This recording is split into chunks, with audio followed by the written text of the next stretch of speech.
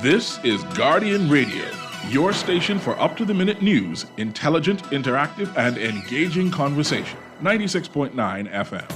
The views and opinions of the hosts and guests are their own and do not necessarily reflect the position of the management and staff of Guardian Network.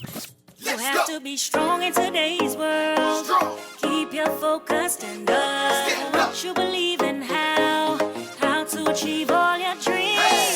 Keep moving forward, never accept less than who you are. Live your best life. Hey. Be strong and free. It's the Hit Back with Nahaja Black.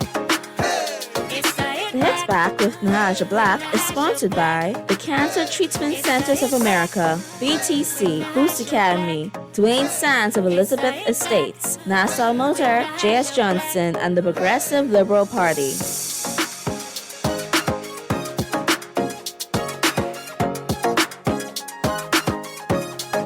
Good afternoon, Bahamas, and welcome to the Hit Back. I'm your host, Nahaja Black. It is a beautiful day here in the 242. I'm always about, you gotta feel it. When you don't feel it, you feel it. But, there are days when you're just happy to be here. There's a lot of condolences now that we are saying. A lot more, my sincerest condolences. Rest in peace. A lot more wow. Today we added 15 new names, 15 numbers to the death toll today. Additional, we are almost at 400 deaths. We are over 160 people hospitalized, and we are heading into a general election. And so we got some things as a nation to always consider. We are going to, at the end of this week, CA and I, we're looking forward to some changes in the way we're going to be discussing this process. Again, the pivotal time that we're heading in, decisions have to be made. What are we doing? Are we moving forward, moving backwards, sideways? Are we going to be ambitious? Are we going to, forsake our fears and move on faith? What are we going to do? This is where every election cycle we have this debate. The undecided group, I think, is growing more, where we are more undecided than ever before. And many people, I believe, will decide to stay home or go on the beach, as the great Rodney Munka would say. Just go on the beach, buy your KFC, eat your bucket of chicken. Nope, we can't do that now. COVID on the loose. Say lappy. All right, so we got some things in the news. So, today's show is very interesting, and I'm so happy I'm having this show today. So today, we're going to be talking about something that we don't talk about, but we now know we need more than ever, is that conversation of electoral reform. And also, coming to the end of the show, we will be discussing how the parameters of voting. Now we're learning, well, not learning, it was said before, but a lot more people are aware now for advanced polling. I know that there are candidates who are calling, incumbents who are calling their constituents and saying, if you're a senior, listen, let's go online, get you registered for this advanced polling. And this is where my group, Matt, Aubrey, and those from org will help us understand what all that entails, this advanced polling. What does it mean? If you register online, you're not voting online, so you still have to go into a crowd or these appointments, etc. So stuff like that, that's important for us to know as we head into it. CA and I, starting tomorrow, will start looking at constituencies and candidates. Who we believe, what do these constituency needs? What do they need? And what do these candidates bring to the table? And we want you to call. Tell us, if you're in Bamboo Town, what does Bamboo Town need? Who do you believe will be the one to bring you forward into the next election? And we're doing this candidate by candidate. I believe that the coat of many colors that the apostle spoke of means that we've got to be intentional, right? We've got to be intentional and focus and zero in. So that's what I'm looking forward to as the week progresses. Anyways, we have to start the show, though, with I don't even know how to do this. I don't even know how to start it. So let's just go with it, right? Let's just do it. Let's just do it. So today, colleague, reporter here, one of the great reporters here, Jared Higgs, tweeted, Minister of National Security Marvin Dame says people in quarantine won't be allowed to vote. In quotation marks, you have people who are incarcerated on election day. You have people who are hospitalized. This is Mr. Dame speaking. You have people who are out of the country. They may be registered voters, but they can't vote, insinuating that, quarantine folks, unfortunately, you're not in the right number. So I said, well, later we find that maybe the minister wanted to not take it back, but said that he didn't really say it like that. So I said, well, we won't do that to the minister. Let him say his piece. Voters who are in quarantine or have COVID on election day. Any updates, any decisions made? What is, straightforward. What is quarantine? Quarantine is quarantine. If someone has COVID and they're quarantined, they're quarantined for a reason. And, this is, you have people who are incarcerated on election day. You have people who are hospitalized on election day. You have people who are out of the country on the election day. And they may be registered voters, but they can't vote because of the circumstances. And so, we'll see. So is the position that quarantine and COVID positive voters will not be able to vote? COVID positive voters, would you like to have a COVID positive voter next to you? Not personally. What does quarantine mean? But Quarantine. probably thousands of people. What the numbers are, I don't know. You're never going to have 100% voting on election day. No country can boast of that unless it's a country where it is designed that way. And so we have to accept the fact that those persons who are able to vote on election day should be encouraged and come out to vote. We have been a country, we continue to boast of our percentages during election day, and I don't expect that will change in any way. Bahamians love election day. They love voting. And so we should all be excited, aren't you? Okay. All right. So someone says quarantine doesn't mean COVID positive, though. You're right on that. So that's interesting, right? So based on what the Minister of National Security said, Marvin Dames, if you are COVID positive or quarantining, there's no provision for you to vote. Let's go to Jamaica, August 31st, 2020. The government has given approval for people in quarantine, even those positive for coronavirus, COVID-19, to vote in the general election with adherence to strict protocols. According to a statement from the Office of the Prime Minister, people required to remain in quarantine, other than those who are required to remain in isolation from others, may leave quarantine once to vote during the hours of 7 a.m. to 5 p.m. on September 3rd, or during the hours of 8 a.m. to 4 p.m. on an earlier date, if eligible to do so, and shall immediately after voting return to quarantine. In addition, this is Jamaica 2020, right? In addition to wearing a mask over the nose and mouth, they are required to observe protocols of the polling station and maintain physical distancing. They must also travel to the polling station in a private vehicle with windows open and the air conditioning switched off.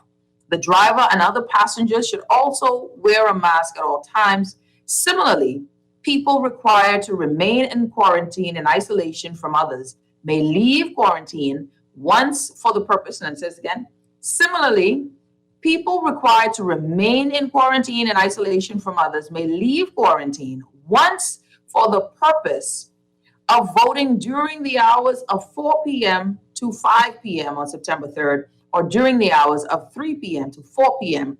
on an earlier date if eligible to do so, and shall immediately after voting return to quarantine and isolation from others. They are also required to notify the Ministry of Health and Wellness prior to leaving quarantine and wear a mask fitted to cover the nose and mouth, a face shield, gloves, and disposable gown.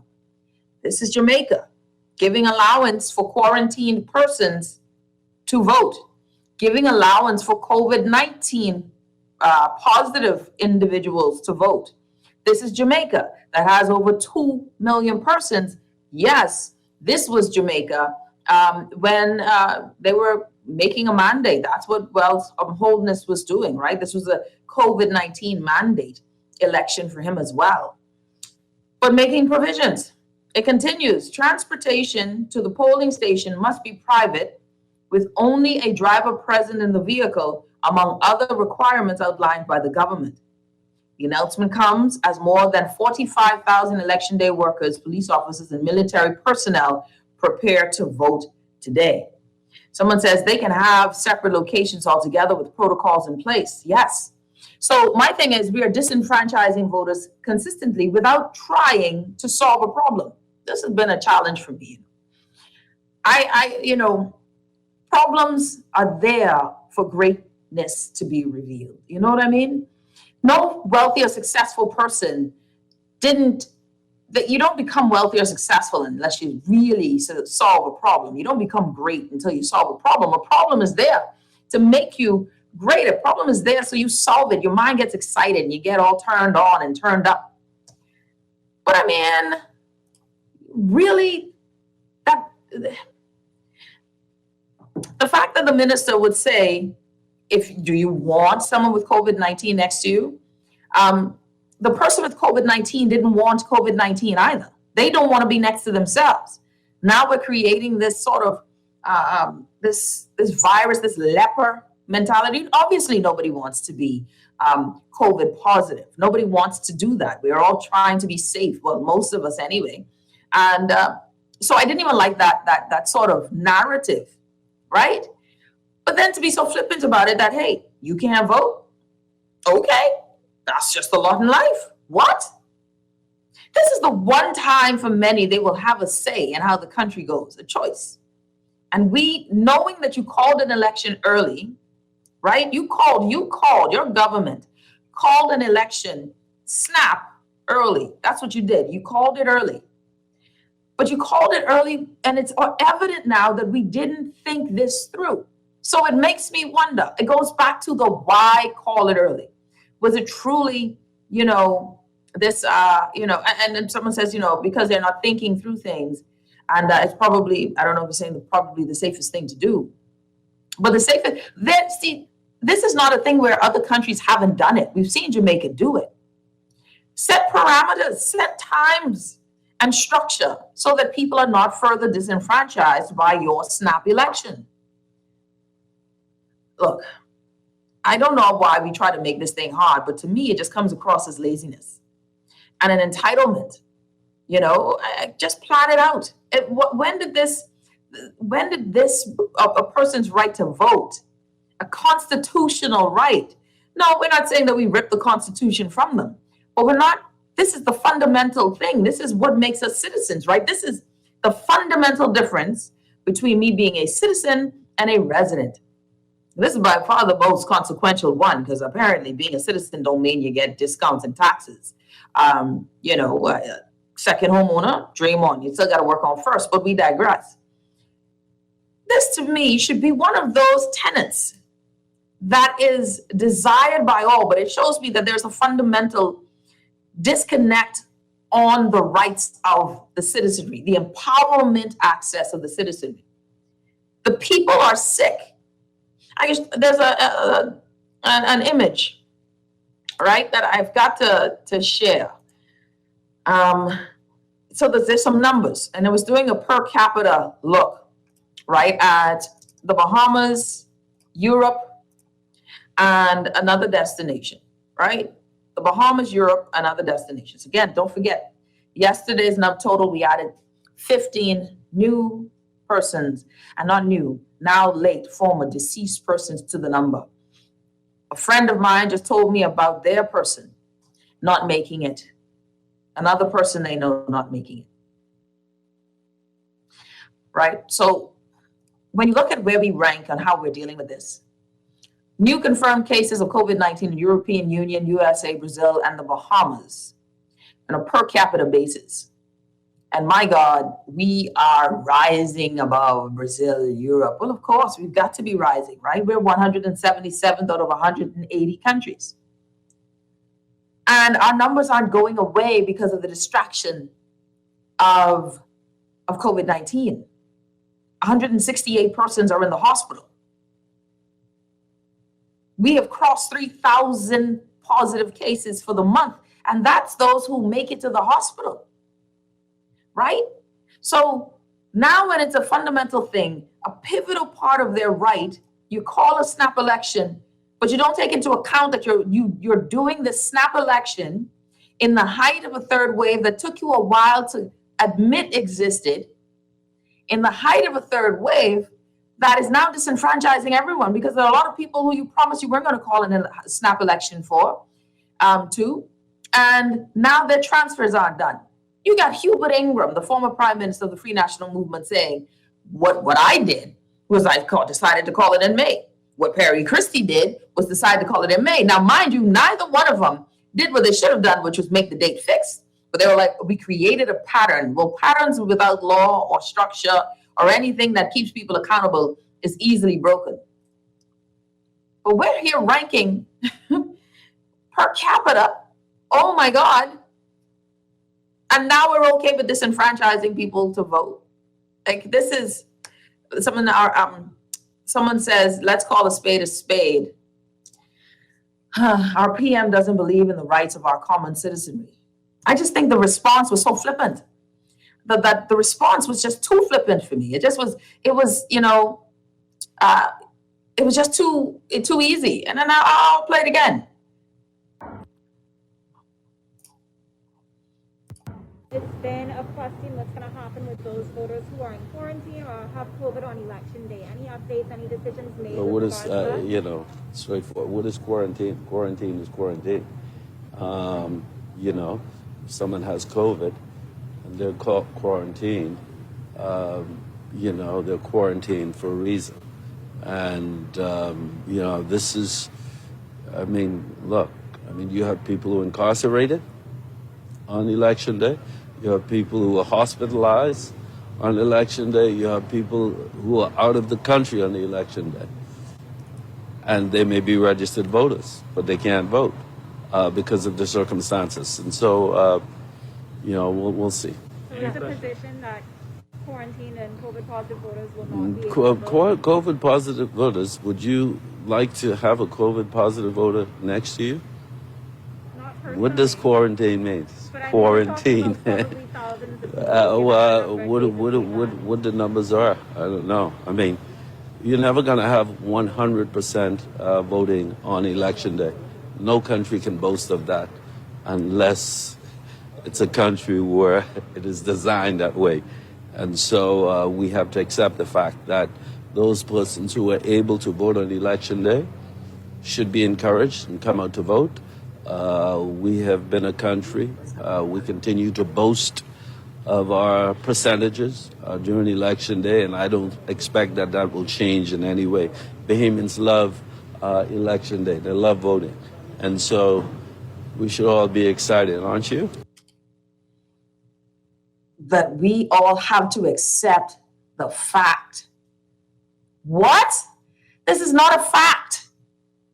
This is not a fact. What is the facts are is that this administration is showing its lack of creativity once again. If the CDC doesn't lay it out for us, we have no plan. If the CDC doesn't say, you know what, this is the pandemic for the vaccinated against the unvaccinated, the prime minister may have never said it.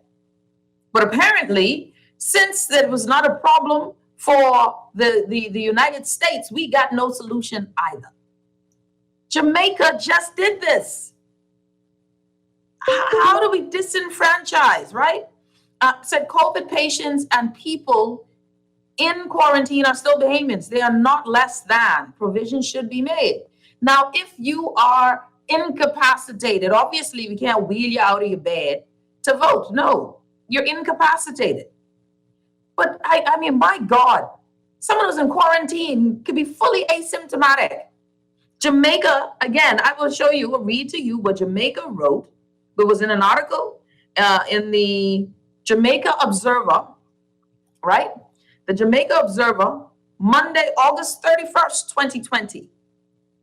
This is literally a year ago today. 1 year ago today, Jamaica solved this problem. 1 year ago. Holiness, who was having his election as a mandate, doing the same as this prime minister, calling it a mandate, needing to make sure that people were on board, solve this problem. The government has given approval for people in quarantine, even those positive for coronavirus COVID-19 to vote in the general election with adherence to strict protocols. Just get creative. Here's how they got creative. According to a statement from the Office of the Prime Minister, people required to remain in quarantine, other than those who are required to remain in isolation from others, right, may leave quarantine once to vote during the hours of 7 a.m. to 5 p.m. on September 3rd, or during the hours of 8 a.m. to 4 p.m. on an earlier date if eligible to do so, and shall immediately return to quarantine, in addition to wearing a mask over the nose and mouth. And see, they give you the date. So you know everybody who might have been in quarantine, travel on that day. That's your day to vote. Quarantine people, y'all got that time on this particular day to vote, right? Go ahead, go get your vote on. Oh my God, man. We can't even do something, we can't get creative. To say so flippantly that people who are in quarantine trying to do the right thing cannot be accommodated because they are lepers in a way, right? Lepers. And the government knows that there are more people out there who did not get the PCR test. So how are you ensuring that the people who stand on the line are not COVID positive? You cannot ensure that. Because if there are 150 people positive today, it is fair, based on the models, that if you're going at 150 to 200 a day, that you really have 600 people to 800 people positive in country at that day. So you can't say, oh, well, those who are in quarantine, that's only those who told you or who had to get a PCR test. So they are disenfranchised by doing the right thing. Or maybe the most unfortunate, they've had a loved one die, didn't make it to the hospital. Is this government afraid of voters? Are we not being creative because it's just not in our nature? It is not in their nature to solve a problem, just create them and leave it for us to figure out and argue about.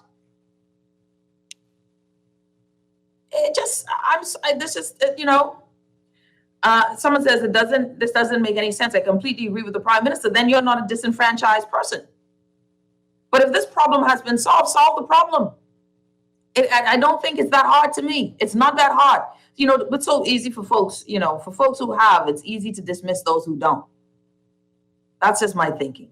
You're not the disenfranchised party, so you don't feel anyone's pain. It's called empathy. C'est la vie. When we come back, though, just solve the problem, man. This one, I don't think this one is hard. Just solve it.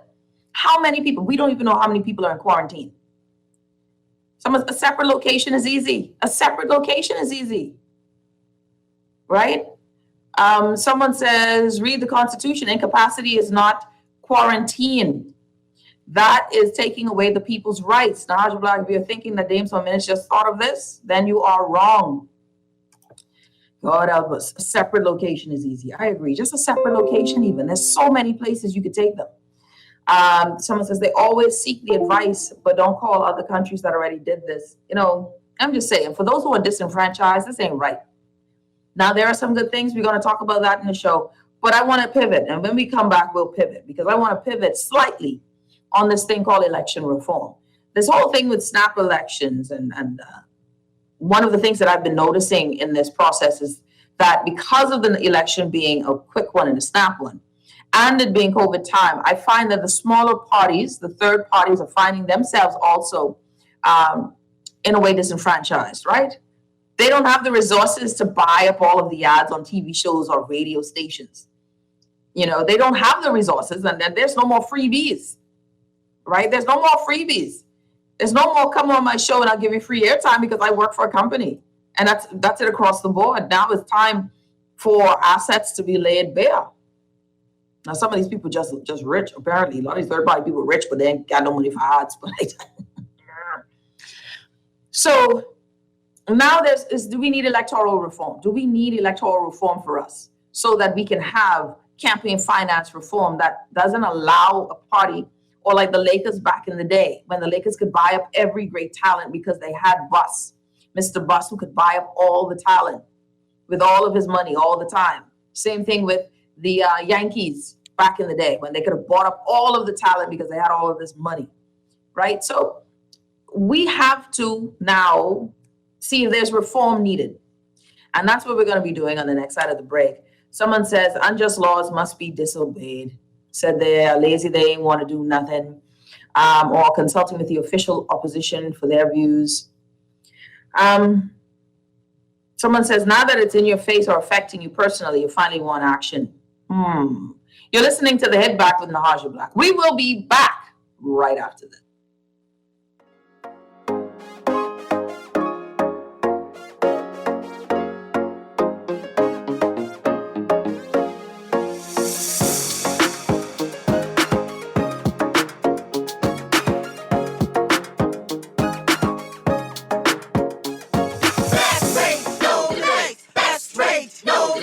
BTC gives more savings on the best fiber internet. It's super fast with super savings in every package. Compare and see for yourself. Enjoy up to 150 megabits per second plus 157 TV channels and unlimited home phone minutes for only $99.99. Best rate, no delay. Visit a BTC store to sign up for the best internet experience on the Bahamas' best fiber network. Conditions apply. The Water and Sewage Corporation advises customers and residents of Cordero Avenue between Market Street and Blue Hill Road that the corporation will be carrying out improvement works for 15 days from August 18, 2021 to September 6, 2021 from 9 a.m. to 3 p.m. daily. As a result, customers should note that they may experience some interruption in water supply, and residents and the general public should note that there will be interruptions in traffic flow around the work area daily, resulting in traffic diversions. The corporation apologizes for any inconvenience caused as they work to improve their level of service. The PLP is hosting an economic summit where financial experts and business leaders share ideas and plans for transforming the Bahamian economy. Speakers will discuss the PLP's economic plan, a new blueprint to create a Bahamian economy that works for everyone. Discussions include opportunities in high-tech, renewable energy, and training for entrepreneurs. Go to plpeconomicsummit.com and learn how you can be part of a new Bahamian economy. This has been a paid political announcement by the PLP. Rejuvenate, refresh, treat yourself. Immerse yourself in total comfort. Pamper yourself. After all, you're worth it. Relax. Rid yourself of all life's stresses. At Baja Retreat Anti-Aging Spa, you will find everything you need to enhance your body and spirit. Call today at 323-6711 and begin your journey to serenity at Baja Retreat Anti-Aging Spa. When I got prostate cancer, my family didn't know if I was going to live. At Cancer Treatment Centers of America, within days, I got an appointment. They presented me with treatment options, and we set up a robotic prostatectomy. When my scans came back, there are no signs of cancer. They don't see you as a number, they see you as a part of the family. I'm going on with my life. That's a real gift. Call us at Cancer Treatment Centers of America. Hello, Bahamas. My name is Dr. Dwayne Sands. I was born and raised in Centerville, in the heart of the valley, Nassau, Bahamas. I'm a proud Bahamian. I've been fortunate to represent the great people of Elizabeth for the last 5 years.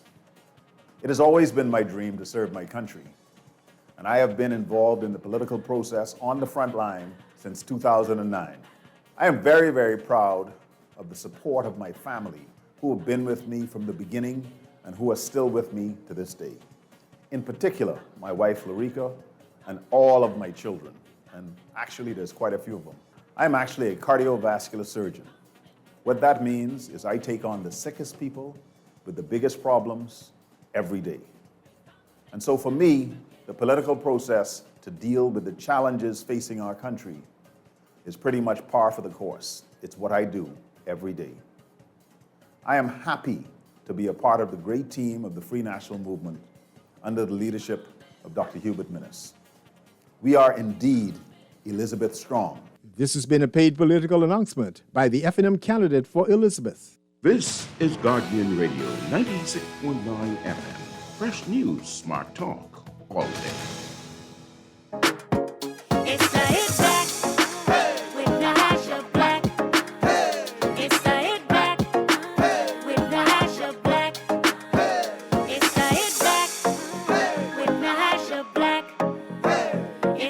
We're back. You're listening to the Hit Back with Nahaja, Black Guardian Radio 96.9 FM. Let me read some texts before I bring on my guests.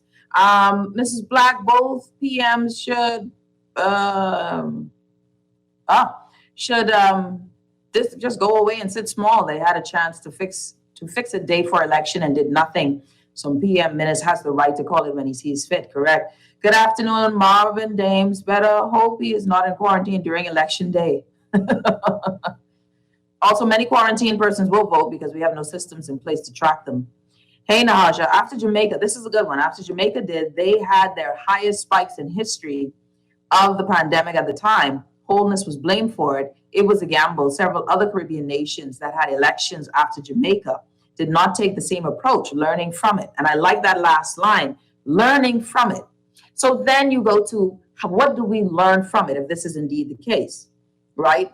So can we have one place or space? How many people are in quarantine right now, right? Is it suitable to have one place or space? Is there something where we should have, if we knew we were going to call election and the government knows when they're going to call it, they decide the date, could we have created some sort of mail-in system for folks? We are only 400,000 people, y'all. It ain't like we're a county in a state somewhere. We're a county in a city. We're a small county, okay? I mean, the complexities, and it shows you how much we have to grow as a country. When these things that are solvable and have been solved to a certain extent, I mean, the United States did mail-in ballots. Obviously, that would have been new for us. And because of our levels of shadiness, right? Do you trust mail-in ballots at this point? My prime minister said we were corrupt, so corrupt. 500 million in corruption, by the way. So I don't know about the mail-in ballots. You know, I barely can trust when they take the ballot out of the classroom and take it somewhere to get counted. But we digress. But that's the thing. You learn from it. And then how do you fix it? Would there be 2 or 3 other spaces or places where you could then have persons who you know are quarantined, because those quarantined persons are on a list that they can go to, and you set the time alphabetically. They tried to do it with us with groceries, for God's sake, during the pandemic and the lockdown. They tried to manage all of us for food. You can't manage a few thousand people who have COVID to vote. You can't do that.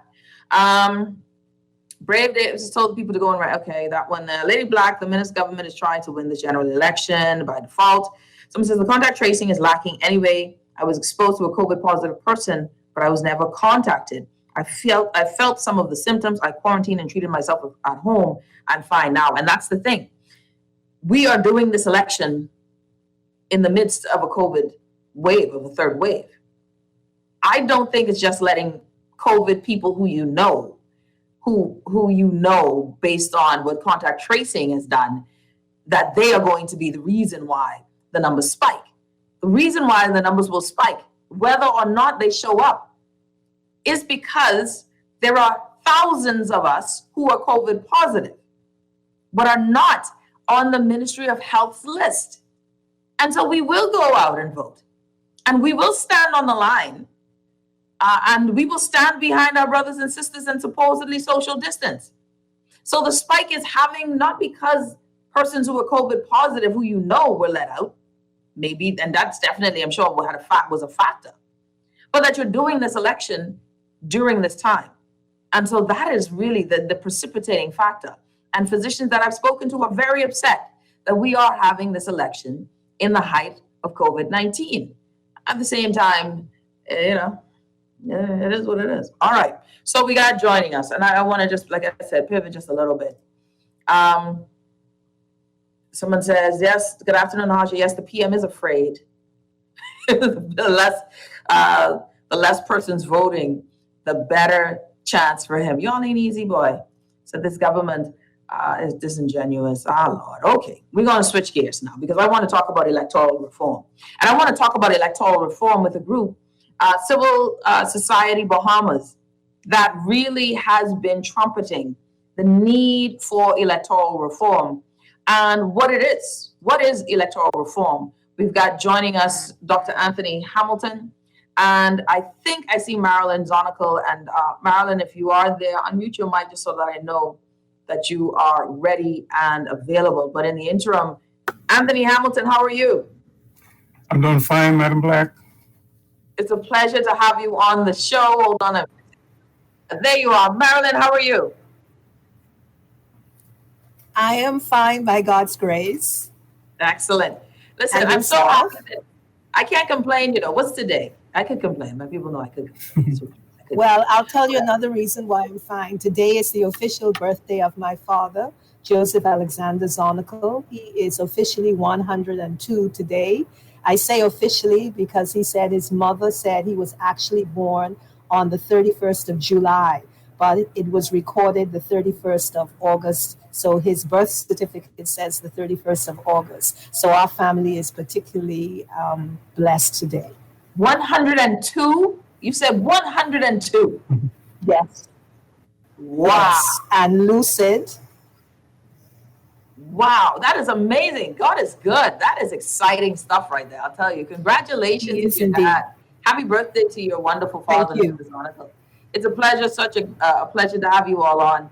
Let's talk a bit about this. Anthony and Marilyn, if you don't mind, first names, if you guys don't mind, let's talk about this. That's fine. Are you not saying Mr. Archer, A. Leonard Archer, should be with us as well? No, not yet. So as soon as he clicks on, hopefully we'll get him on, And Attorney Kane Smith. Yeah, as soon as they log in, we'll have them on. So it's just us three right now. So what is electoral reform, guys? One of these things is that you guys sent out a presser, and I thought it was fascinating. And if it's okay, I'd like to read a clip. That's fine. An excerpt from it. And, I thought to myself, this is pretty sharp, right? This is different thinking. Right, Civil Society of Bahamas speaks to the nation in the spirit of the historic ethos of civil society as the conscience of society, demonstrating the empathy and selflessness of the Good Samaritan. The signs which point to the imminence of a general election should not only provoke excitement and euphoria, but also reflection after a focus on fundamentals. A general election is a trumpet call, not just for potential change, but more importantly, for an evaluation of stewardship on the part of every bona fide citizen, ordinary or policy contributor implementer, every leader, current or aspirant. Evaluation based on what? Current and proposed political platforms? No. An evaluation based on our national foundation and values enshrined in the Constitution of the Commonwealth of the Bahamas, especially its preamble, our National Bill of Rights, our de facto, already approved through largely dormant, succinct national plan. Proposals for electoral reform should be directly evaluated against the principles in the preamble, right? And you guys go on. An independent boundaries commission as a guarantor against the manipulation of political slavery or bondage. Boy, that was deep. Y'all done hit me deep. Y'all sound like I was preaching in this letter. Accompanying enumeration of voters for transparency beyond permanent registration. Campaign finance reform, which honors unity rather than eroding it through financial advantage, and consolidation of democracy by mandatory responsiveness to citizens' needs through member of parliament recall. Bada bada bing. All right now. I love all four of those things that y'all said right there. Anthony, that was a mouthful. And we need electoral reform when?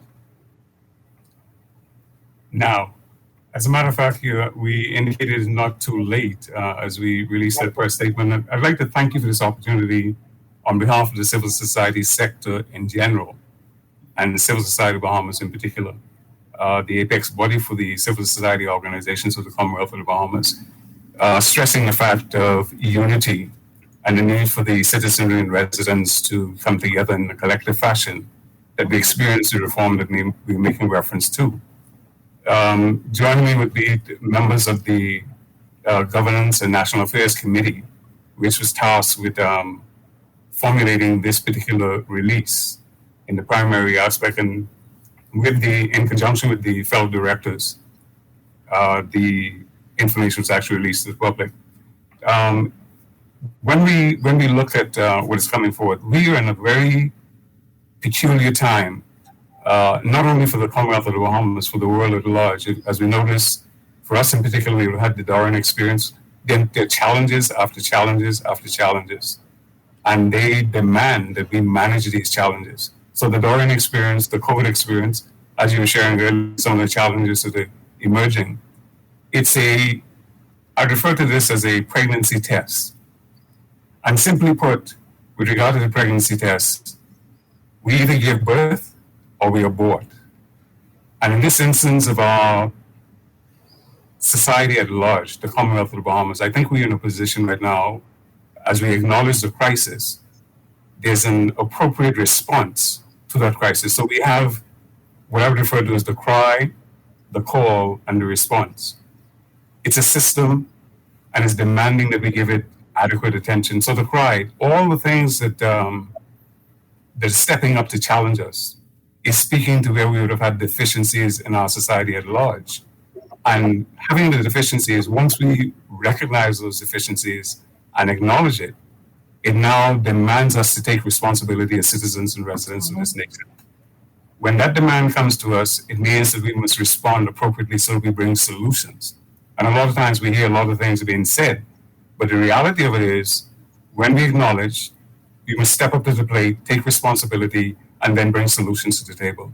And that's what we in the civil society sector sought to do. You recall that during the Dorian experience and the COVID experience, the NGOs, as we refer to them, the non-government organizations of the Commonwealth, stepped up to the plate big time. Yeah. And on the strength of that, recognizing that's a classic example of how we need to partner, how we need to share with each other the gifts, the talents, the resources that we have. And this demands a tripartite governance structure.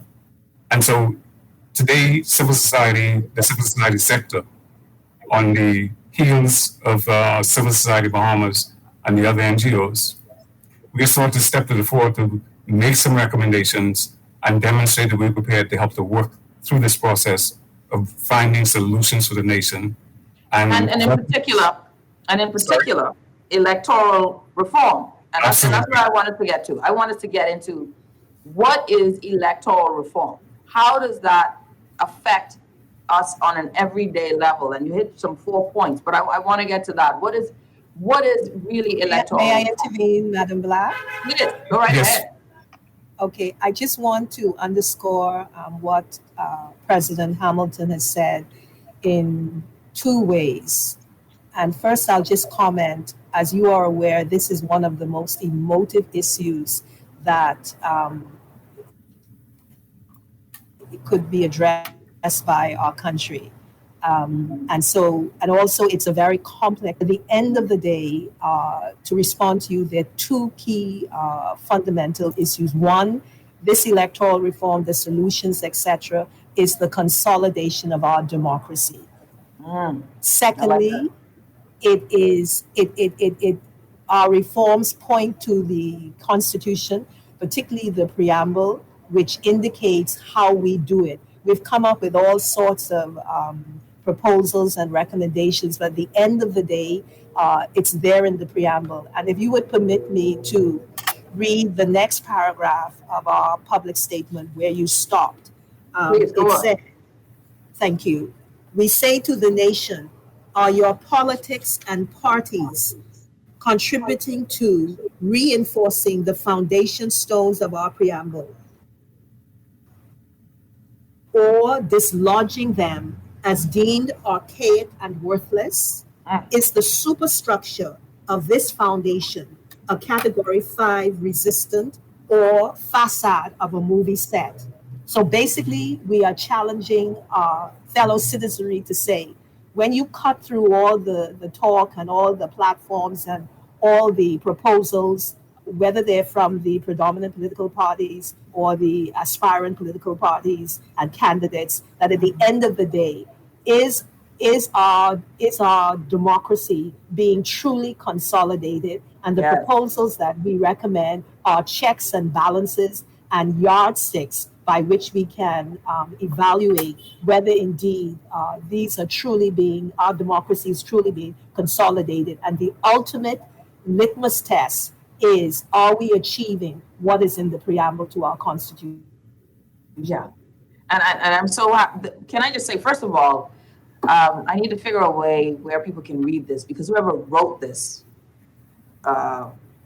statement or release, is poetic. It was a sermon that was in written form. Because I love when you say, are your politics and parties contributing to reinforcing the foundation stones of our preamble, or dislodging them as deemed archaic and worthless? Is it the superstructure of this foundation? Is the superstructure of this foundation category 5 plus resistant, or in the facade of a movie set? That's deep. So now so when we talk about this, right? The process of electoral reform, and what you guys are saying, if you're just tuning in, Civil Society Bahamas guests joining us. We have Dr. Anthony Hamilton and Marilyn T. Zonical joining us.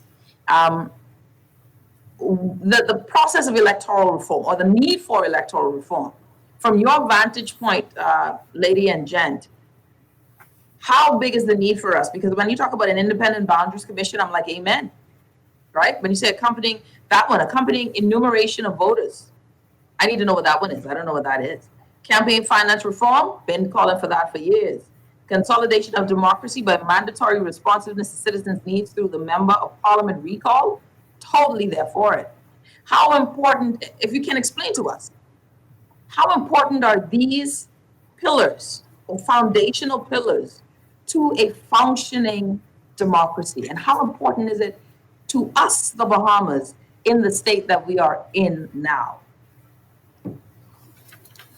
Well, if you take each one of them, the first one, an independent boundaries commission, we also say that this should be enshrined in law as an act of parliament, so that there will not be political manipulation of what a boundaries commission can do. Because as you know, and as is indicated in our public statement, the Boundaries Commission really sets the tone for how each area of our archipelago would be represented, and how that voice would be represented in Parliament. So, as has been indicated in the statement, it's a commission that should be established by Parliament against slavery or bondage. So, again, I would say to you and listeners, take each one of these pillars, as you call them, and look at our preamble to our Constitution. And you will see, for example, in the preamble, it says that towards the end of the preamble, the establishment of a free and democratic sovereign nation founded on spiritual values, and in which no man, woman, or child shall ever be slave or bondsman to anyone, or their labor exploited, or their lives frustrated by deprivation. And if you have a system where there is an opportunity for manipulation, then of course that is not going to be achieved. If you look at Pillar 2, enumeration, I wish our director, our fellow colleague rather, Attorney Keane Smith were here to give a more legal definition. Right. But in essence, enumeration means that you actually go on the ground, and it's like a census. You actually go on the ground and ensure that whoever is on the voters register is indeed that person and eligible to be on the voting register. There are some countries in Canada, Saskatchewan in particular, who until recently, this was their main way of compiling their register. But they found some practical challenges. Obviously, for example, you go and someone is not there and you have to go back, and it's a labor-intensive exercise. But at the end of the day, it's also an exercise which is worth it, because then you truly have a clean voters register. And we applaud the government for the permanent register, which is now being instituted. But what we're saying is that until we have a culture of democracy, and obviously there's no culture if you have a Boundaries Commission, for example, that didn't even get to have its report really discussed because of the dissolution of Parliament.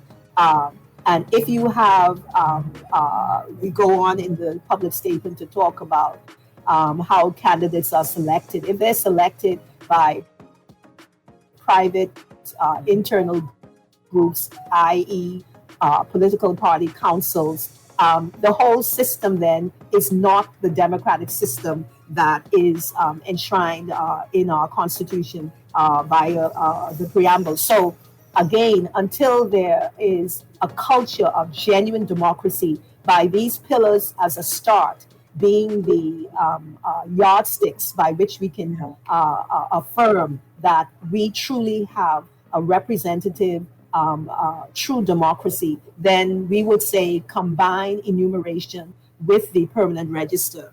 And then in terms of... Hold on one second, Marilyn. I hate to interrupt, but let's take a quick news break. When we come back, we'll dive in a bit more on this. You're listening to the Hit Back with Nahaja, Black Guardian Radio. We're talking about electoral reform. Do we need it? We will be back right after this.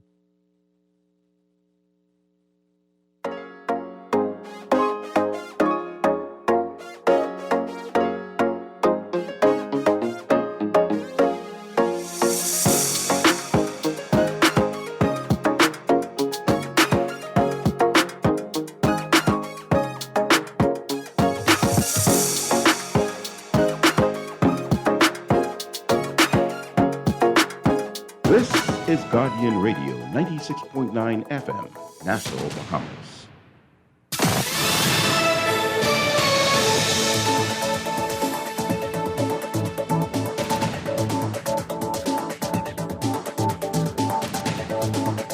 Good afternoon, Bahamas. You're listening to the Guardian News Network. I'm Taylor Ferguson. Here's what's making news. Thank you for tuning in. More than a month after the Public Hospitals Authority revealed the morgue at Princess Margaret Hospital is overwhelmed with bodies, Health Minister Renwood Wells says they're still looking at how they can resolve that issue. Call the particular funeral homes where there's already arrangements with family members so that they can speed up the process. We can put it out again to the general public that they need to come and collect their loved ones. The government has in the past also, in circumstances, because we do have some infants who are in the morgue and folks have not necessarily come back to claim them. This would have been in the process of birth. And so the government in the past, with the permission of family members, would have buried those children for those family members. PLP leader Philip Davis addressing the nation last night, promising an end to emergency orders and the travel health visa if elected. He also criticized government's handling of this pandemic, describing the mistakes it made as avoidable. 179 out of 180. And yet, the self-appointed competent authority is dancing on a stage. There is still no definitive decision from Cabinet on whether quarantined persons would be allowed to vote in the advance poll or on Election Day, but outside Cabinet today, Health Minister Renwood Wells said his ministry is taking this position. From the Ministry of Health standpoint, we're taking the position that they probably will not be able to vote. But again, as I've always said, that has to come from the Prime Minister via the Cabinet of the Bahamas. And think about it now. How are you going to let someone who is in quarantine, who has the potential to infect other persons, to go out into a polling station? That's what's making news. I'm Taylor Ferguson. AP News is coming up next. Tired of banks forcing you to use technology to bank the way they want you to? Your convenience is important. So no matter what your banking needs, Commonwealth Bank's friendly staff are always available in branch for that personal one-on-one service. But when you choose technology, our online and mobile banking app offers you state-of-the-art functionality. The choice is yours. Commonwealth Bank. Bank the way you want.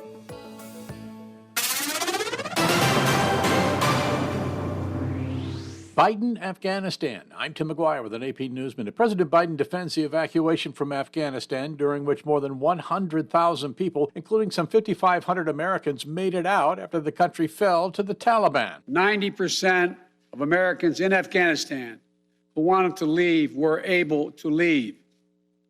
And for those remaining Americans, there is no deadline. We remain committed to get them out if they want to come out. Biden says he had two choices after taking office. Either follow through on the commitment made by the last administration and leave Afghanistan, or say we weren't leaving and commit another tens of thousands more troops going back to war. Texas Republican Congressman Michael McCaul. We left Afghanistan as the Taliban celebrated their victory. And we've all seen the images and how sickening it is we had an unconditional surrender to the Taliban. I'm Tim McGuire.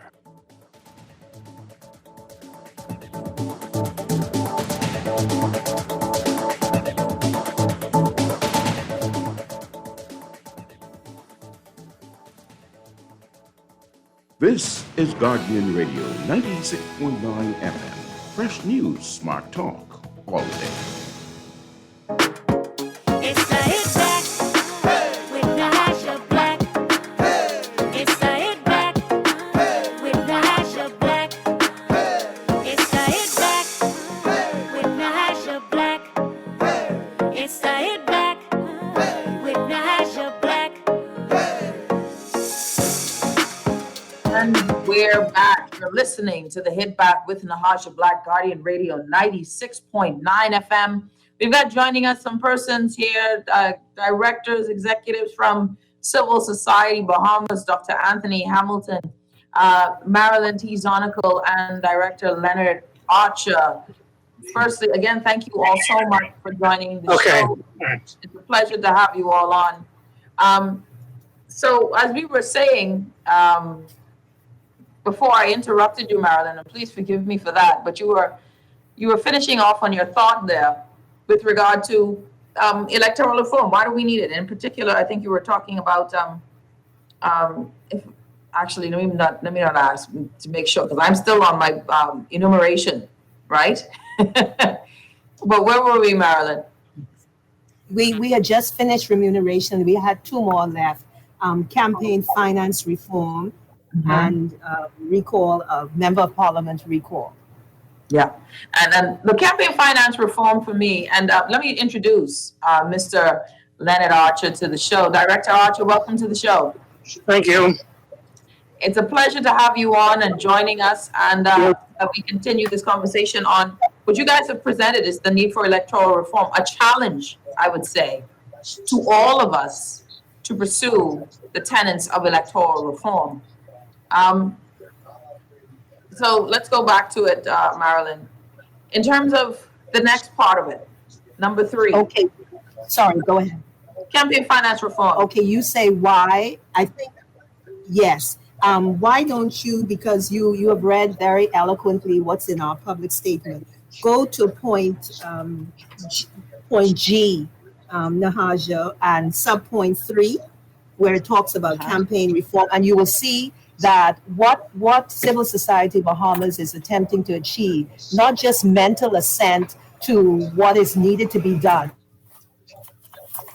but actually how it can be done, and then holding political parties and accountable. If you truly want democracy, if you truly want these pillars of democracy, then this is how you do it. And if you're not doing it, then it's just lip service. So if you could look at sub 3, and that sets it out, I think, more clearly than I can explain. And let me read it. Campaign finance reform with the following checks and balances. A limit on the amount a candidate or political party can spend individually or in combination on an election in New Providence constituency, with a slightly larger amount to be allowed for a Family Island constituency. A limit on the amount that a candidate can spend of his or her own money on an election campaign to ensure that elections are not reserved for or bought by wealthy individuals. Only Bahamian citizens can make financial contributions to candidates and political parties. Child, well, a lot of people I heard this lap wasn't going to run then. But I digress. Candidates and political parties to report annually to IBEC. And the IBEC would be what again? The Independent Boundaries Electoral Commission. Okay, makes good sense. And so on all contributions received and how the money was spent, reporting to list the names of contributors, the amount of the contribution, and the date the contribution was received. The spending report will state the amount of the expedition, the name of the recipient of the expenditure, and the services or goods received, and the date of the expenditure. Reports to be published by the end of January each year, and a special report will be issued within 2 months after an election. The amounts of contributions to be agreed, and political parties will be fined for violations of the campaign finance regulations. Party officials and candidates to be subjected to fines for gross violation of regulations, as well as imprisonment. Let me just say this.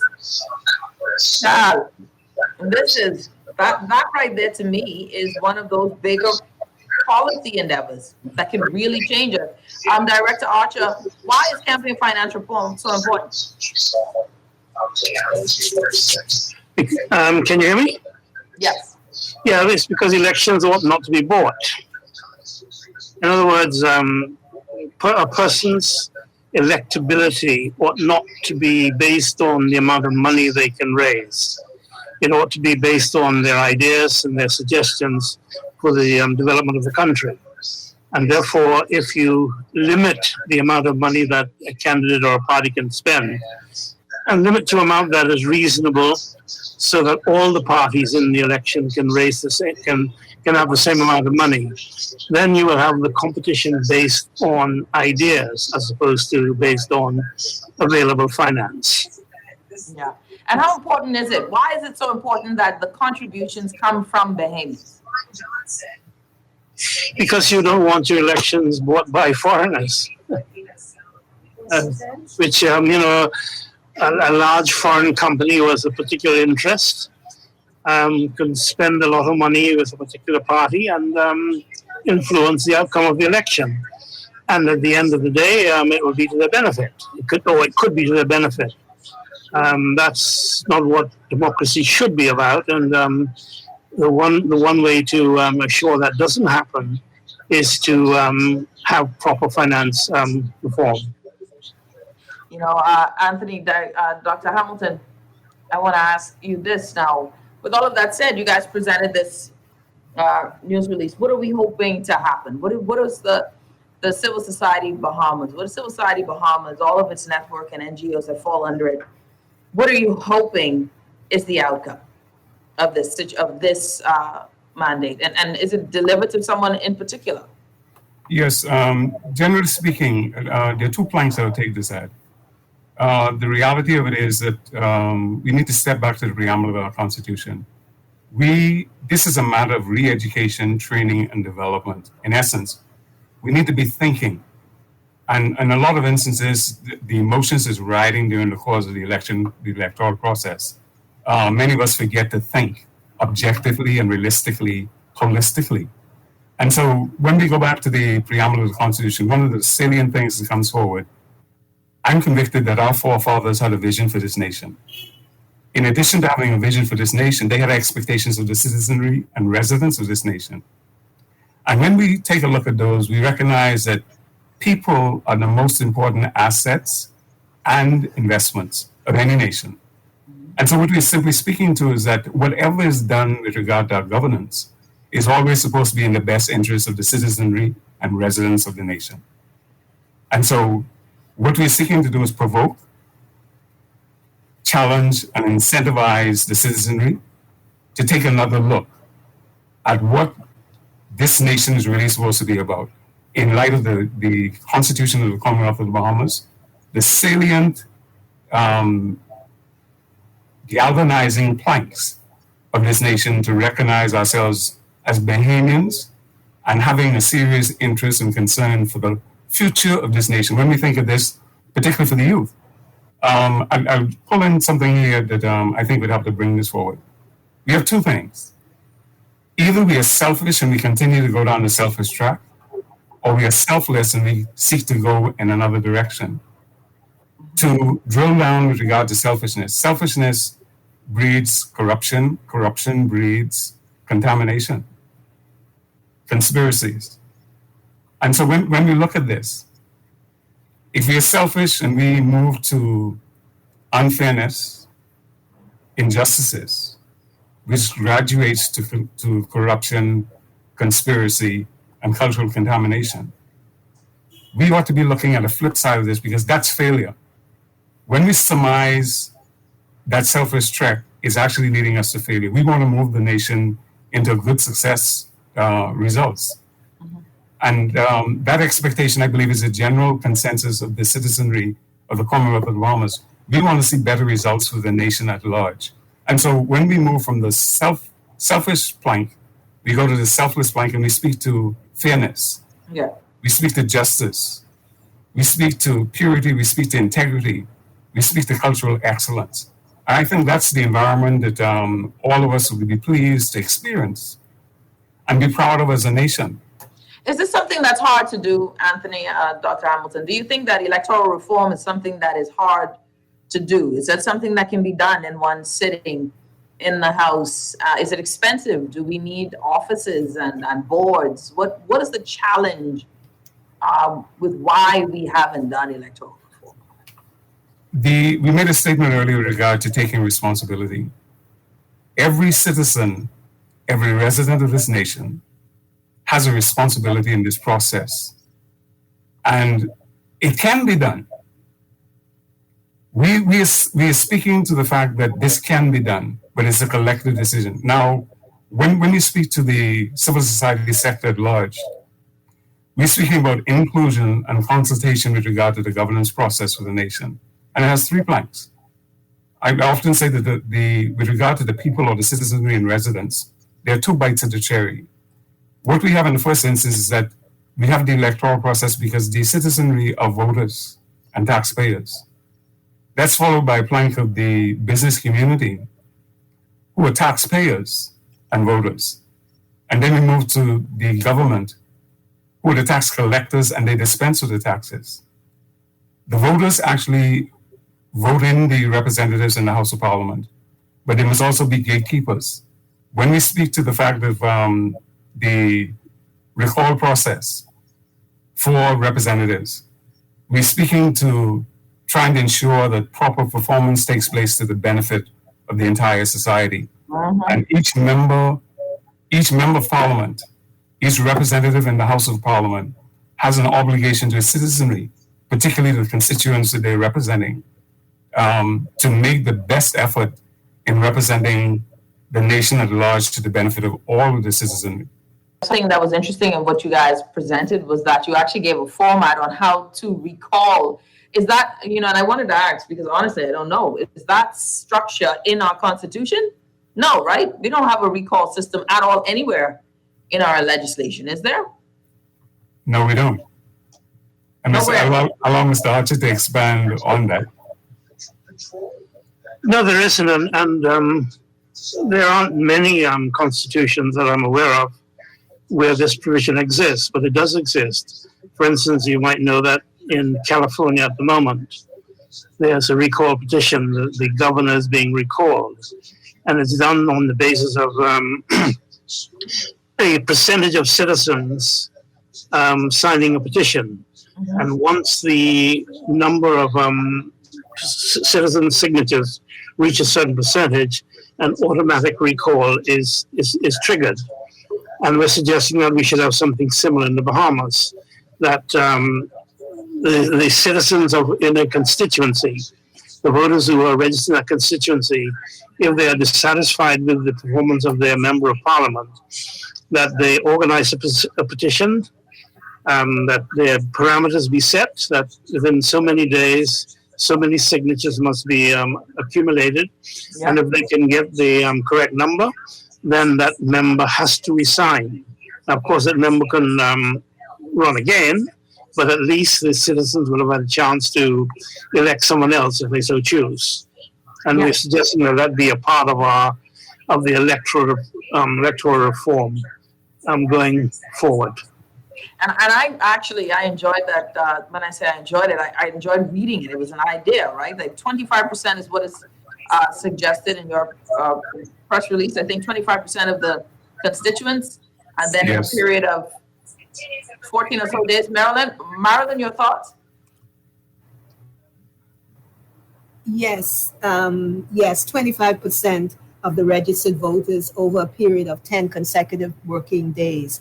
But I'd also like to add to what President Hamilton and Director Archer said in response to your question about where is Civil Society Bahamas going with these proposals. And the thinking in Civil Society Bahamas is that we've already distilled these proposals in a summary statement. And the thinking is that whoever is the next fully presented to the government for action, because as was already indicated, some of these we're proposing that they be enshrined in legislation.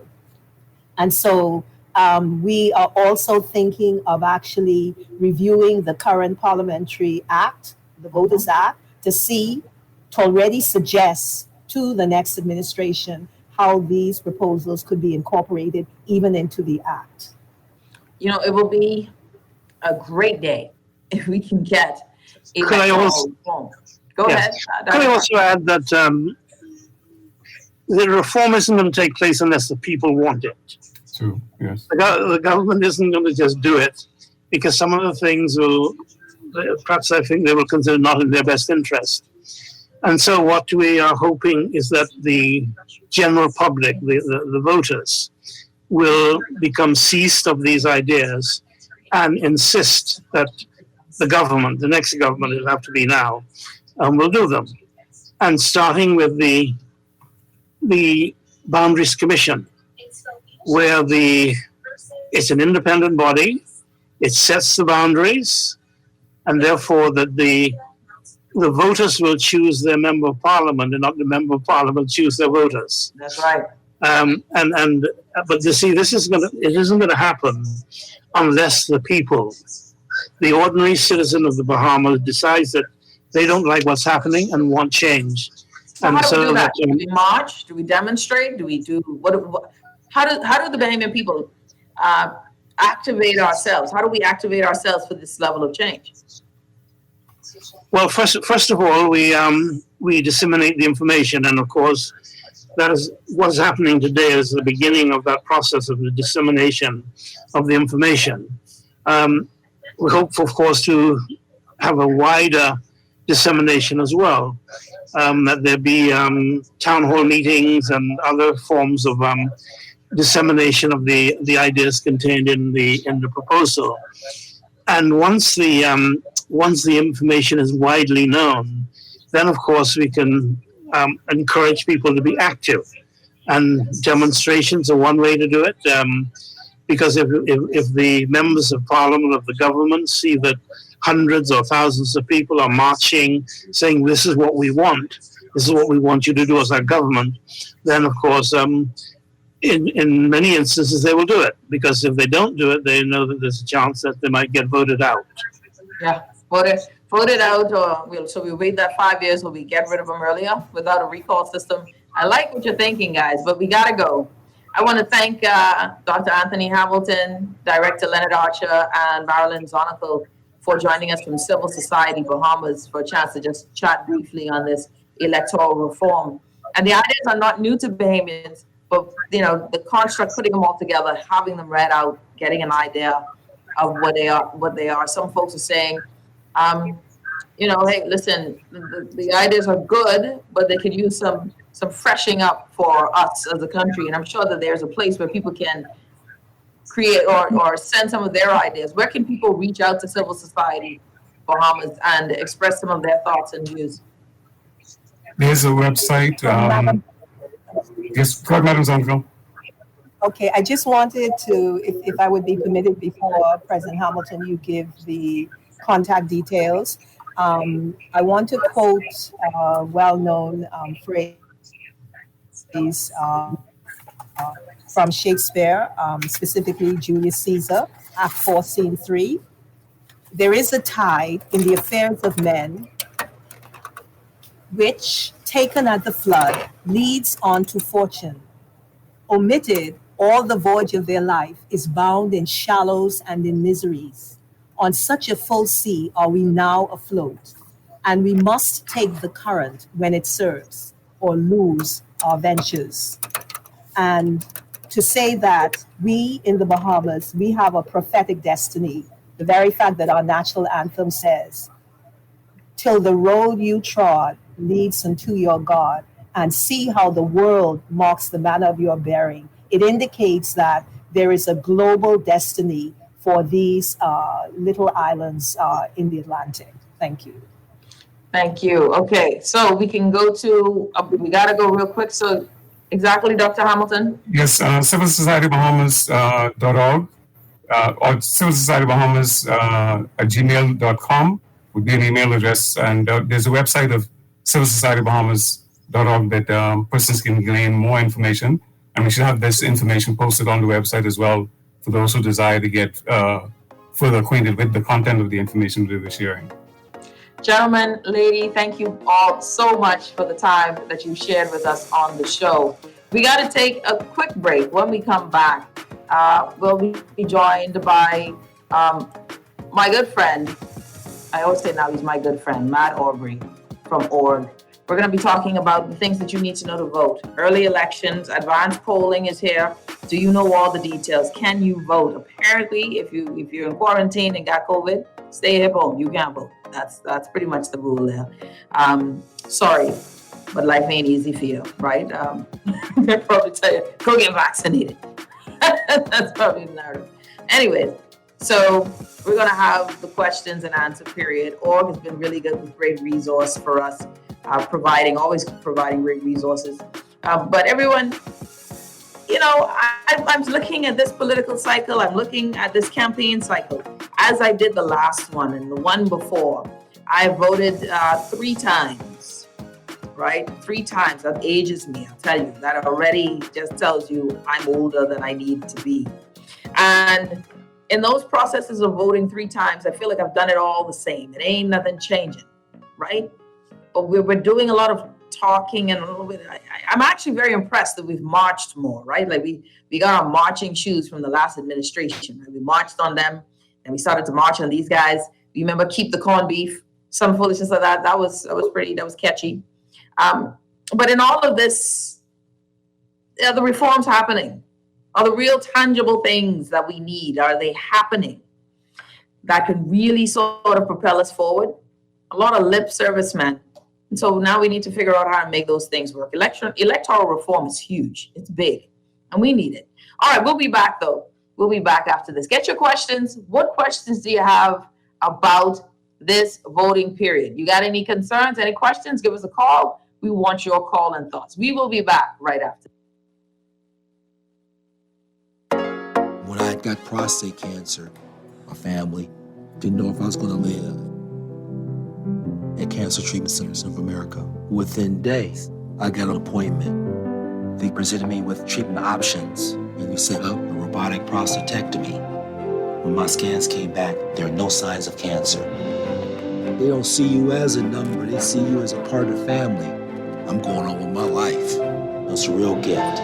Call us at Cancer Treatment Centers of America. The Water and Sewage Corporation advises customers and residents of Cordero Avenue between Market Street and Blue Hill Road that the corporation will be carrying out improvement works for 15 days from August 18, 2021 to September 6, 2021, from 9 a.m. to 3 p.m. daily. As a result, customers should note that they may experience some interruption in water supply, and residents and the general public should note that there will be interruptions in traffic flow around the work area daily, resulting in traffic diversions. The corporation apologizes for any inconvenience caused as they work to improve their level of service. Hello, Bahamas. My name is Dr. Dwayne Sands. I was born and raised in Centerville, in the heart of the valley, Nassau, Bahamas. I'm a proud Bahamian. I've been fortunate to represent the great people of Elizabeth for the last 5 years. It has always been my dream to serve my country, and I have been involved in the political process on the front line since 2009. I am very, very proud of the support of my family, who have been with me from the beginning and who are still with me to this day. In particular, my wife, Larica, and all of my children, and actually there's quite a few of them. I'm actually a cardiovascular surgeon. What that means is I take on the sickest people with the biggest problems every day. And so for me, the political process to deal with the challenges facing our country is pretty much par for the course. It's what I do every day. I am happy to be a part of the great team of the Free National Movement under the leadership of Dr. Hubert Minnis. We are indeed Elizabeth Strong. This has been a paid political announcement by the FNM candidate for Elizabeth. Many people wonder, what makes Boost Academy unique? Maybe it's our 8-to-1 student-staff ratio, the emphasis we place on student individuality, our focus on numeracy, literacy, and creating better citizens by sharpening students' critical thinking skills. One of our many talented teachers, program facilitators, and mentors. Or just maybe it is our commitment to taking full responsibility for your child's education. No hidden fees or costs. Regardless of what it is, let us help your child reach their full potential. Boost Academy is currently enrolling students of grades 4 through 12. Visit www.boostbahamas.com to apply now. Best rate, no delay. Best rate, no delay. BTC gives more savings on the best fiber internet. It's super fast with super savings in every package. Compare and see for yourself. Enjoy up to 150 megabits per second plus 157 TV channels and unlimited home phone minutes for only $99.99. Best rate, no delay. Visit a BTC store to sign up for the best internet experience on the Bahamas' best fiber network. Conditions apply. In the aftermath of Hurricane Dorian, this government was nowhere to be seen. Your aid is coming from the U.S. What are you getting from the Bahamian government? Nothing at all. Survivors questioned if help from the government would ever arrive. As relief supplies are now finally arriving, volunteers complain about Bahamian government red tape. At this point in time, we are on our own and we're trying to get our government officials, please come down here and show your faces. When they were needed most, this government was nowhere to be found. This has been a paid political announcement by the PLP. This is Guardian Radio 96.9 FM. Fresh news, smart talk, all day. It's the hit back with Nahaja Black. It's the hit back with Nahaja Black.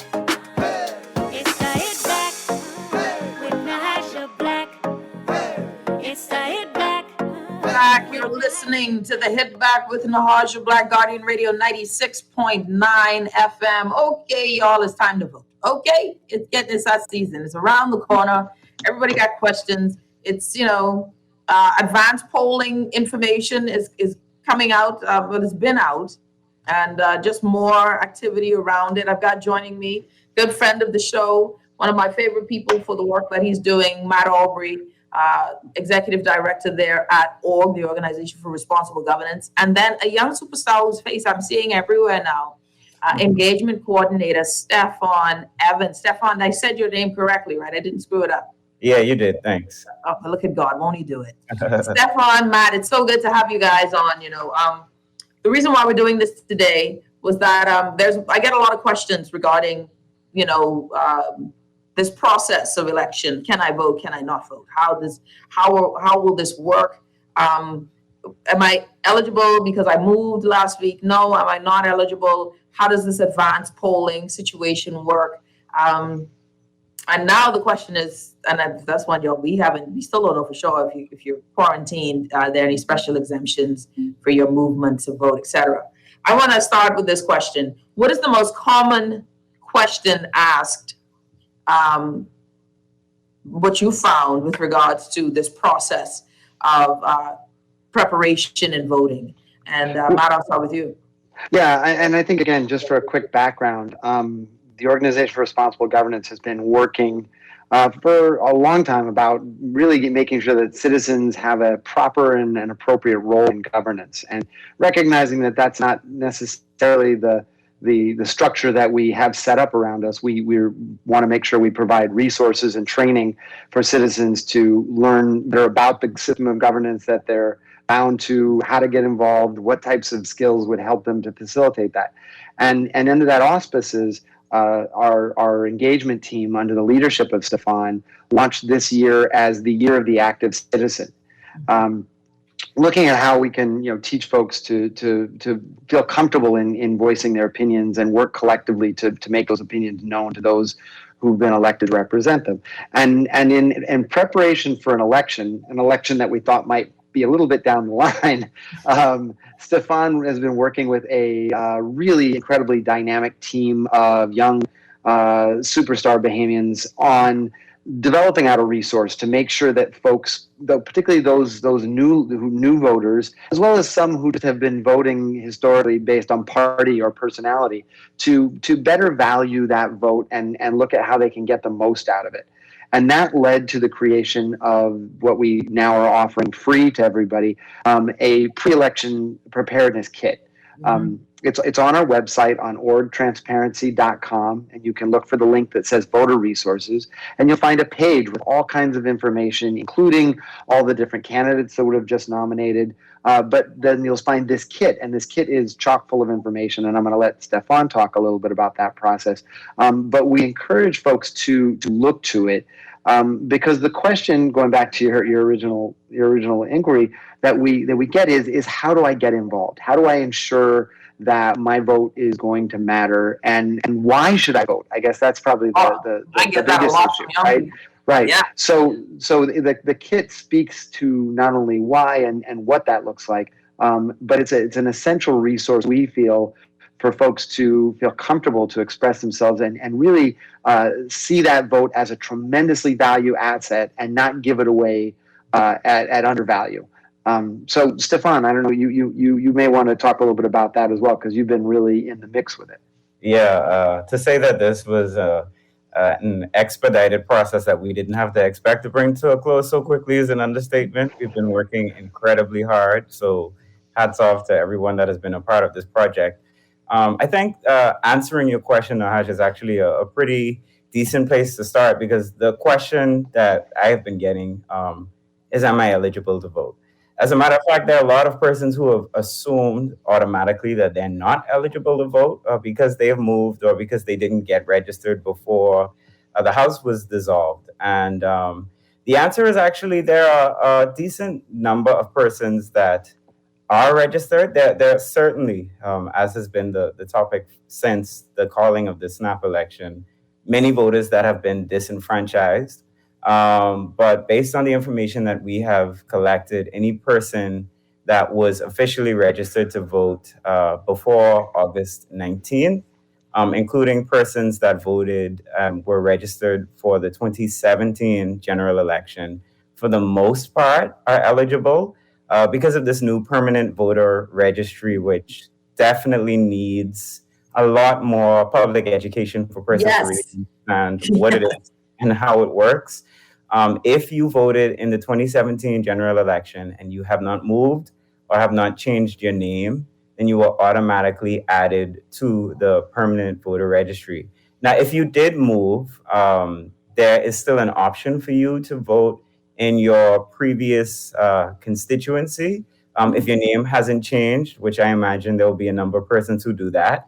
And to be completely honest, I am not sure if that is being discouraged for persons voting in the constituency that they lived in before. But what I will say is that because of the way that the registry is set up this time, you can vote in the last constituency you lived in if you moved and didn't get the opportunity to officially change your address. That's big, Stefan, because I have to ask this. A lot of folks have been displaced, right? Dorian displaced a lot of people. And, that was 2 years ago, right? They haven't officially moved because they want to go back home and they don't have a house to call their own. What happens to those folks? Are they not, can they go in their constituency if they, what happens to them? And this here is the problem, because the expectation was that we were going to go through this process a little more smoothly and gracefully. And so there are many loopholes and things that were just left to the discretion of the people. So in a picture perfect process, persons would have gone to register and transfer their addresses to be able to vote in this upcoming general election. But there have been a few allowances that have been made in addition to being able to vote in your last constituency, because if you've lost your voter's card, which many persons have lost as well, you can actually vote with your passport, and once you're on that registry. And I guess it's a benefit, but a challenge at the same time is that there is no way to clean that up or to fix these loopholes or problems in advance of this election, because we're here. And so whatever is allowable is the only information that we were able to pull together and give out to the public. But I know that every situation will be different. And so I encourage persons to try to the best of their ability to get in contact with the parliamentary registry, because all we could do is try to educate people on what is allowable at this time. And so that's not allowable. What's not allowable is, because that's what I want to make sure. If you've been displaced, but you don't have, a permanent address per se, right? You live with someone else, so your name isn't on the electrical bill. You're not the holder of the lease. You're staying with someone. Is that person, because they have been out, or away from their home in Abaco, because it's no longer there, but they are a constituent there, they can't register to vote at this point? Are they kind of like homeless, stateless? Is that what it is? Yes, go ahead. I think as it stands, I mean, no one can register further now than wherever you would have been in the process. So some folks did take the step to officially change their address with the parliamentary register. And Stefan and his team have been sharing voting information from the get-go. Here's how to register. Here's where to do that. Here's how to. So on the website on orgtransparency.com and the voters resources, you would have even found information on how to transfer your address. That period has closed, and that's I guess that's what's to be understood is whatever you would have done before. And there were some folks who were able to take advantage of that or were on top of it. We don't have any official numbers on how that was done or how many folks have not had the opportunity. But we do recognize that with that snap election, a lot of folks who either didn't get a chance to resolve that or weren't aware are going to find themselves in a circumstance. So to clarify, the best thing we can recommend, and this is in the kit, is to reach out to the registrar and figure out where your stance is, what that looks like, if there are any provisions that have been made. And there's more information that we realize is going to come out. Lots of questions around the process. So what you'll find in the kit, though, is as much information that could be verified and valued, where and how, what you can expect before the election, what the voting process is, when electioning, what can you expect, and how can you, when folks come to you asking for your to represent you, how you can identify your priorities and identify and ask questions of them to ensure that they understand that this is not just a matter of them telling you what they're going to do and you can endorse that or not, but you can actually speak to what your interests are and identify for them what the expectations might be. And advanced polling, how much information do you guys know or understand with this process of advanced polling? We know that there are certain people who are eligible for advanced polling, and there is an online registration that is happening as well. Stefan, what details can you give us? So we have the basic information that was released on the advanced poll. So basically, persons that are eligible to participate are persons who are living with disabilities or persons who are 65 years or older, someone who is a registered voter, either who have already gone through the process or have automatically been added to the permanent registry. And if you are likely to be hospitalized or will be receiving special medical care on the day of election, you can also participate. If you are ill or because of pregnancy or recent childbirth, won't be able to vote in your constituency on the day of election, you can also participate in the advanced poll. And then, of course, qualified overseas voters who expect to be out of country on election day may also participate. In addition to that, the final two categories are persons that are running for office in the next election who would have participated in the infamous nomination day, and their spouses, and election agents who will be working the polls. Now, some of those categories have not been completely laid out in a way that gives you all of the detail. Yeah, exactly. Because if you think about pregnancy or recent childbirth, that could be interpreted in several different ways. So once again, we have a case for electoral reform. And, wait, what's the other way? How can that be interpreted in other ways? The pregnancy or... Not the pregnancy, but illness, which is described. So it says illness, pregnancy, or childbirth, and so there's some categories within that space as to why you could or why you not be able to be there that day of. Yeah. Okay. Sorry, I didn't mean to interrupt, but Stefan, finish that thought there for me. Yeah, no, so, and I was just going to go on to say that this calls for electoral reform, because when you have things that are difficult to interpret and there hasn't been enough education on how these things work, they should really be really simple processes. What you end up with is mass confusion. And now we have a short period of time to try and get people as much information as they can. And the honest truth is that the registry may not be able to answer every call of every confused person. There are going to be a lot of people. So the best thing that we can do is utilize resources like this to try and get as much information as we can, so that at least if we find ourselves having to make contact with the Parliamentary Registry Department, that we go with a basic understanding of where we may or may not fall. But an important concept would be that we've been talking about for quite some time, of a fixed election date that would have given persons a better idea of when they would need to have these things done by. And I know that people say, Bahamians are last minute, but at the same time, I don't think that the concept of a country accepting that an acceptable level of governance is that we are just going to shift the way that everything happens at the drop of a dime, and everybody just needs to know how and when to move. That's actually really a poor way to lead people forward. And when you're talking about cultures and behavioral changes that have taken place as a result of the COVID-19 restrictions, and even the safety that is around it, there are definitely more questions than answers. And so this was really just our way to say, the more information that we could get to try and make informed decisions around how the process works and who we want to lead us forward in these trying times, the better off we will be. And so we're just encouraging people to get as much as they can.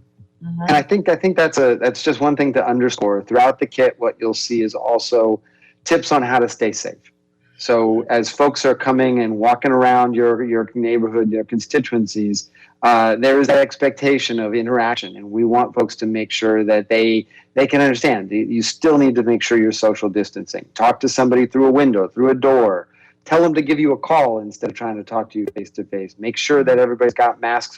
Demand that. There's no point in putting yourself at risk through this process.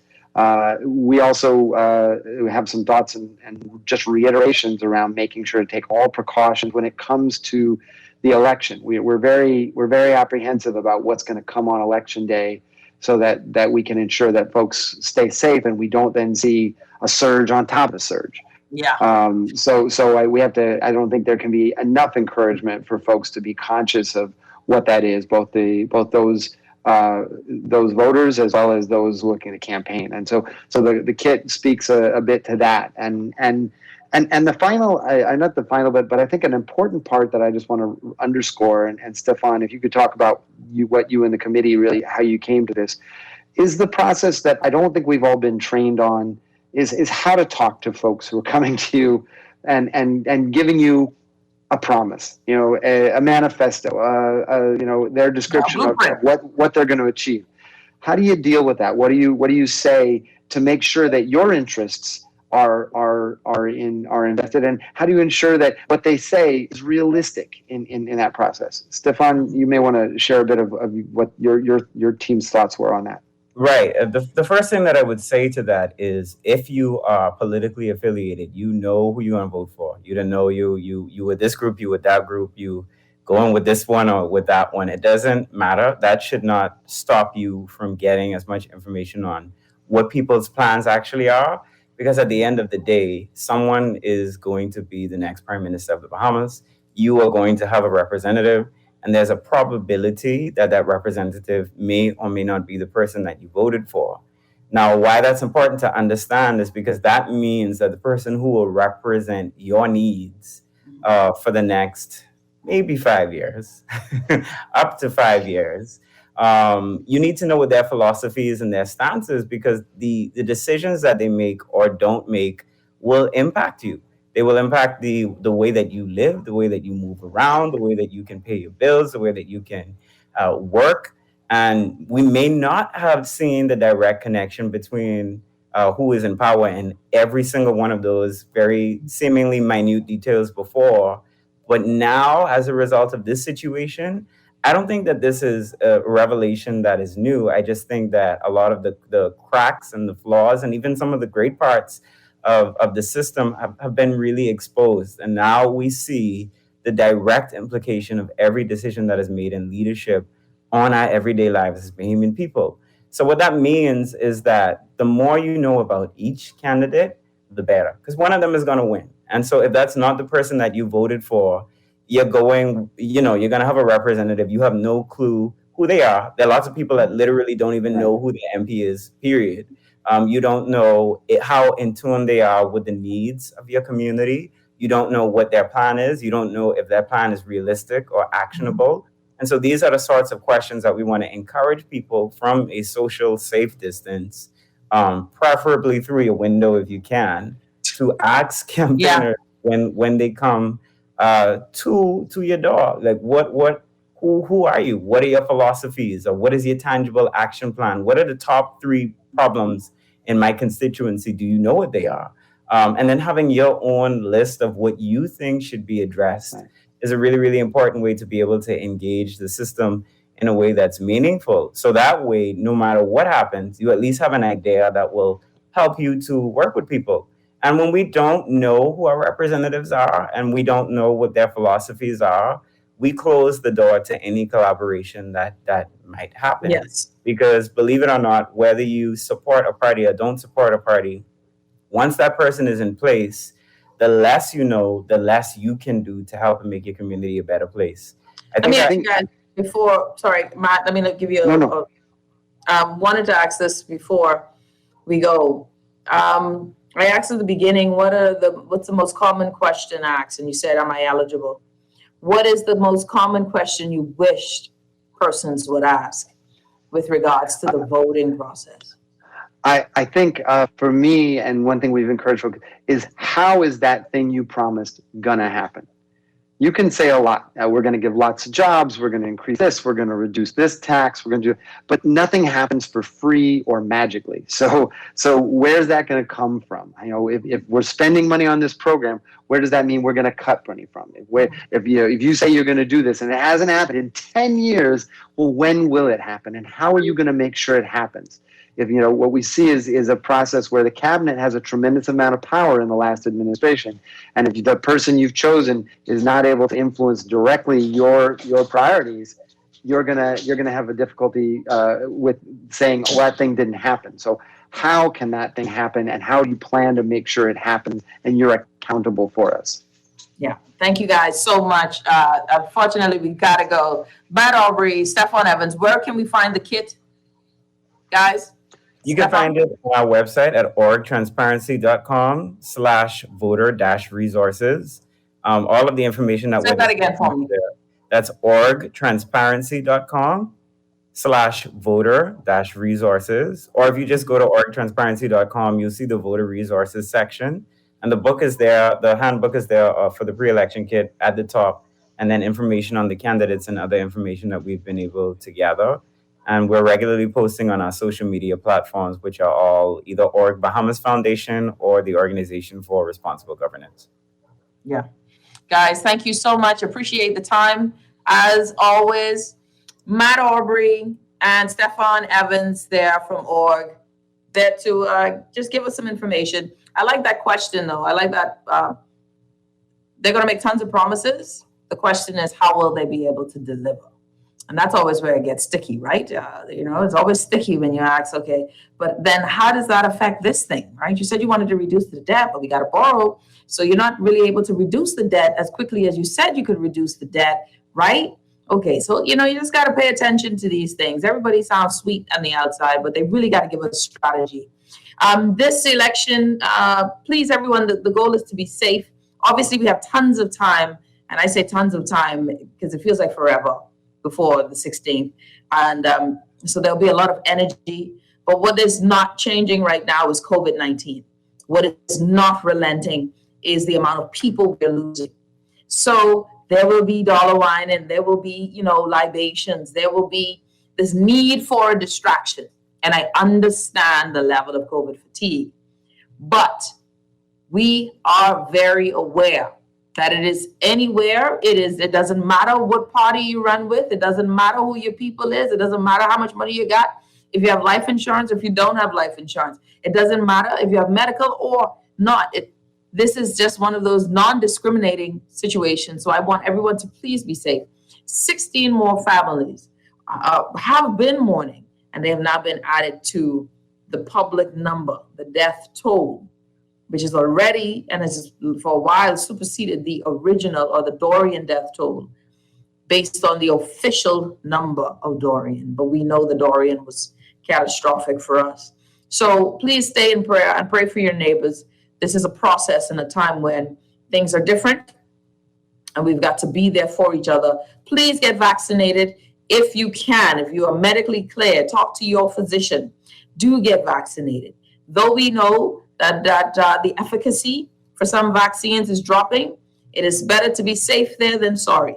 Some folks will need all of the protection they can get. So please do get vaccinated if you can. But take all of your zinc, your vitamin D, go on the beach, drown a little. When I say drown a little, let the salt water catch you. When you can't swim, it's happening to me all the time. Let it catch you. Go take a walk, all of that good stuff.